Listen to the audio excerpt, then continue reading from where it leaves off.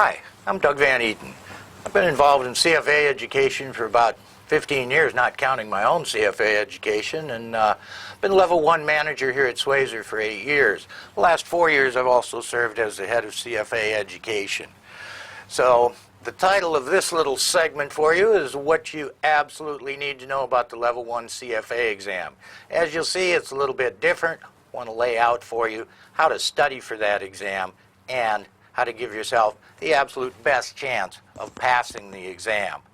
So what I'm going to cover here, number one, all about study sessions, readings, and learning outcome statements, the curriculum material that you need to master for the exam. Then I want to look specifically at level 1, the curriculum topics and the weights. We'll take a look at that old question, how difficult is the exam? Look at the exam structure and what to expect on exam day. And then talk about how you should prepare for the exam. We've got a lot of experience here, and we've got a pretty good idea what it takes to pass this exam and what the steps are. So I'll share that with you. Then I've got a little bit of commercial, talk about how can Swayzer help. We think our materials are very helpful in preparing for the exam, and tens of thousands of candidates agree with us there. Then I've got some exam day do's and don'ts just to clue you in.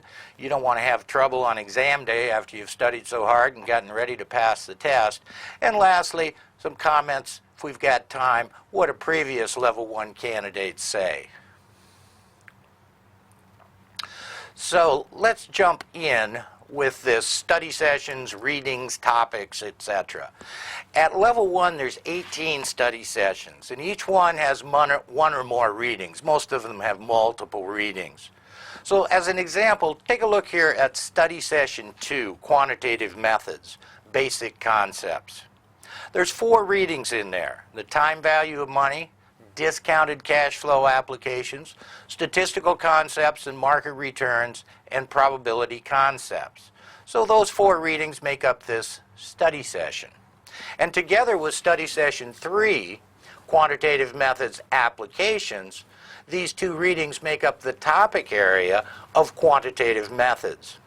Now, quantitative methods will be approximately 12% of the exam questions, which means 12% of the points on the exam. And we'll look at the weights for the other topic areas in just a minute.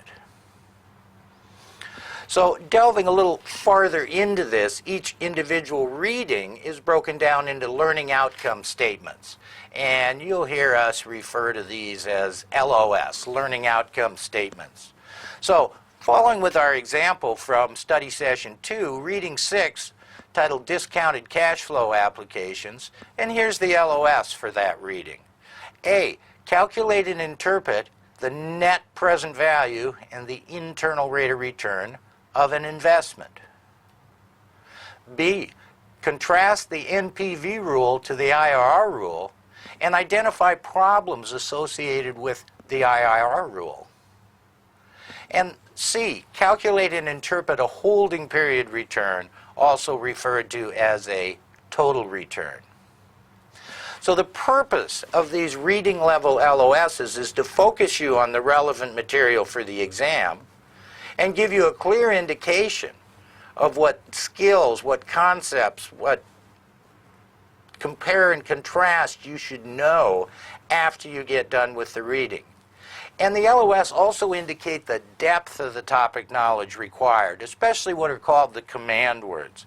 The command words are in the first book of your CFA curriculum that you get with your registration.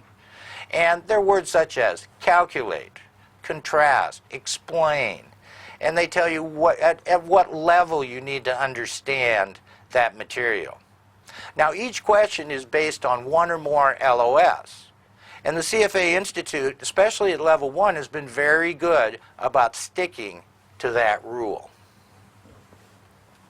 So if you master the LOS, you should be in good shape for the exam. Excuse me. Now, the body of knowledge, or BOK, the curriculum and the LOS and the exam questions, they all begin with this candidate body of knowledge. And it's based on feedback from practitioners and employers. What do we want a generalist analyst to know coming in? Or, in some cases, new hires are required. to pursue the CFA designation, and they get feedback that way too, is if they run through the CFA program and get their charter, what can we expect them to know? So the CFA Institute does these surveys on an ongoing basis, and these surveys lead to the body of knowledge. Then that's broken down into 3 levels, and then at each level the readings are done, and then the LOS are done, and these LOS are tested more or less on a 5-year cycle. Now certainly some of the important topics are likely tested every year, but the 5-year cycle, remember that every learning outcome statement is fair game for the exam. There's none of them that you can look at and say this won't be on the exam. Any of them could be on the exam, and likely are over a 5-year cycle. So for level 1, for 2012, there's 67 readings, 559 learning outcome statements. So your path is clear. Start with the first learning outcome statement in study session 1 on ethics and cover it, and then move on to the next. And when you've gotten 559 of them done, you're ready to start doing practice exams. Not rocket science so far, but it does require significant time and effort. There are no shortcuts on this exam. Tens of thousands of people have looked for that shortcut or how to game the exam. And as you'll see from the pass rates, the success of that strategy has not been great.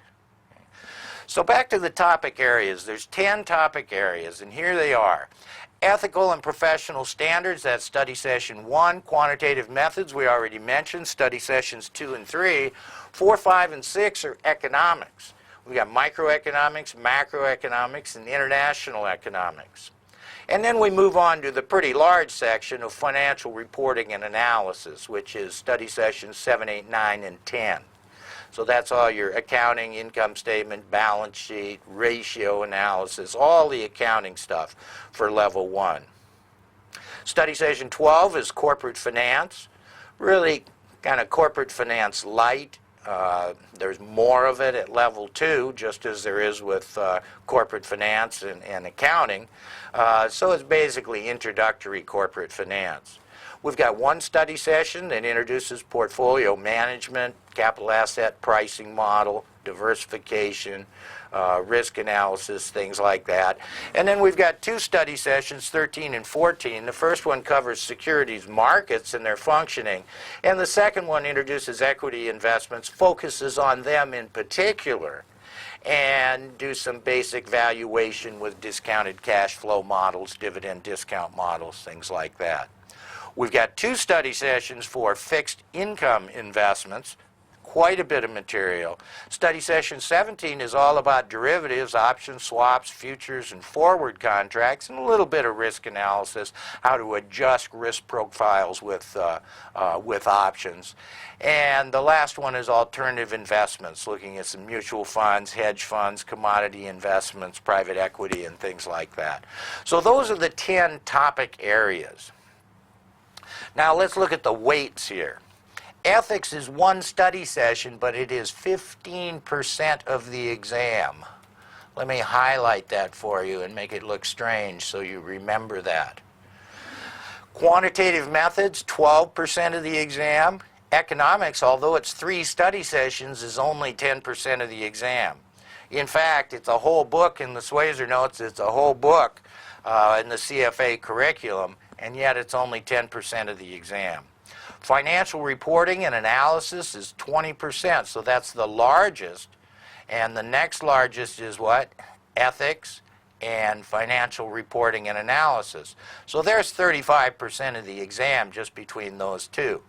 Corporate finance is going to be 8% of the exam questions. Portfolio, 5%. Equity, 2 study sessions, 10% of the exam. Fixed income, about 29 questions on the exam, 12%. Derivatives, only 5% of the exam, and alternative investments, 3% of the exam. So those are the weights to keep in mind as you begin your study plan and adjust your study plan over time. Well, I said I'd get to this. How difficult is the exam? So I guess one way to look at that is to look at pass rates. And here they are, and they really haven't varied that much. You can see back in December 2004, 36% pass rate. Now, it says exam actually taken, and so the point here, these are the pass rates for people who actually, candidates who actually showed up at the exam, took the exam, turned it in, got it graded. You probably won't be surprised to know that many people who sign up for the CFA exam, well, things happen in their lives, disruptions, birth, death, marriage, job change, move across the country, all those sorts of things happen. Life happens, and it gets disruptive sometimes. And I got to think that there's some people out there that told themselves that they could sit down and study material and absorb it and put in the required hours, and then just found out they really didn't have either the motivation or the skills to do that. So you look at these pass rates, and past June we've got in red 39% for the June 2011 exam. As I'm recording this, the December 2011 exam results are not out. So of those, and probably somewhere around 15 or 20% who sign up don't take the exam. So these are the pass rates of that 80% that actually show up on exam day. So the answer to the question, how difficult is it? Well, clearly, since most of the candidates, all the candidates have an undergraduate degree, many in finance, many have MBAs and other graduate degrees, some have PhDs, we find that the pass rate just isn't that high. Now, one thing I will tell you with the Level 1 exam, there's no difficult math on this exam. If you can do exponents and add and subtract and divide and do percentages, you're good. There's no stochastic calculus, there's no matrix algebra, there's no inversion of covariance matrices and things like this. Very straightforward. My point is that none of these LOSs individually is very difficult. So let's characterize the Level 1 exam as being only about this deep, but about this broad. And that's what you just saw from the topic areas. Econ, accounting, corporate finance, portfolio, fixed income, derivatives, ethics. There's a lot of material. As far as the structure of the exam at Level 1, it's very straightforward. They're all multiple choice questions, and there's only 3 choices for each one, A, B, and C. The morning session covers all topics. There's 120 questions, and you are allowed 1.5 minutes each, so 120 questions in 3 hours. You get 1.5 minutes, 90 seconds each on average. Old exams are not available. CFA Institute hasn't released actual exams since I think the last time was back in 96 or 97. In the afternoon session, again, all topics are covered. Same deal, 120 questions, 1.5 minutes each. So on exam day, your job is to answer 240 questions in 2 3-hour sittings and get, let's say, 70% plus correct. They don't tell us exactly what the percentages are, but I think the statement that nobody's ever failed if they got 70% correct is probably still true. Now, the questions are divided by topic areas. So in that morning session, they'll go, oh, well, the next, 15% of 120, what's that, 18 questions, I guess. Say questions 1 through 18 are on ethics, and here they are. Now here's your quant questions. So you can start on any area you want. You may want to go in and go, hey, I really know this area. Let me do this to gear up and get going. Okay? So it's all spelled out like that by section, all topics covered in the morning, and again, all topics covered in the afternoon.